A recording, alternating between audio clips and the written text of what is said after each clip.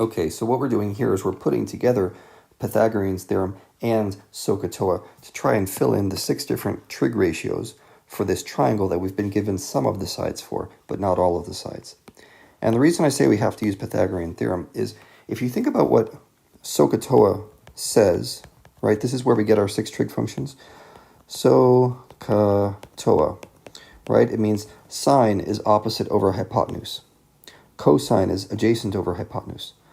And so on. TOA is, tangent is opposite over adjacent. Well, for 2 of these, we need to know the hypotenuse, right? You can't figure out sine and cosine without knowing the hypotenuse, and that's missing in this triangle.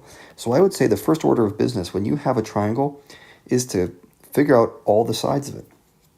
So I'm going to say h squared equals 2 squared plus 5 squared, right? That's the Pythagorean theorem. And 2 squared plus 5 squared is 29. So that means instead of h, we can write here the square root of 29.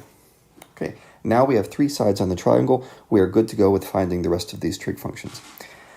And we'll start with sine, cosine, and tangent. I think those are the easy ones. Now sine of angle A is opposite over hypotenuse. So the opposite is the side furthest away. That means this is 5 divided by the square root of 29. And I know it's not exactly proper to have the square root at the bottom of a fraction, right? If you remember from the radicals unit, we would oftentimes take this and rewrite it as 5 square root 29 divided by 29. And that's true. However, right now I don't want to get people stuck on rationalization. What's important to me is that you know the proper way to construct trig ratios, not whether or not you know how to simplify fractions. So I'll be accepting either answer. Okay, those are both perfectly fine. Whichever way you like writing your fractions is fine. So there we have the sine of A, and let's talk about cosine of A, right? That's just going to be the adjacent. This guy right here is adjacent. Adjacent means next to.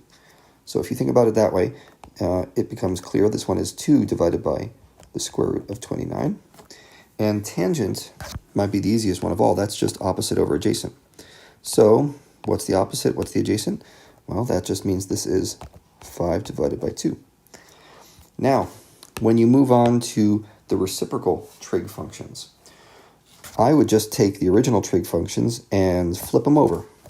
And that's it. Cotangent, if you remember, is 1 over tangent. So you flip the fraction upside down. Secant, it's not 1 over sine, it's 1 over cosine. So we're going to find cosine, here we are, and point that guy over to secant, and just flip that fraction upside down. Square root of 29 divided by 2. And likewise with sine, that goes to cosecant, and it becomes square root of 29 over 5, and you're done.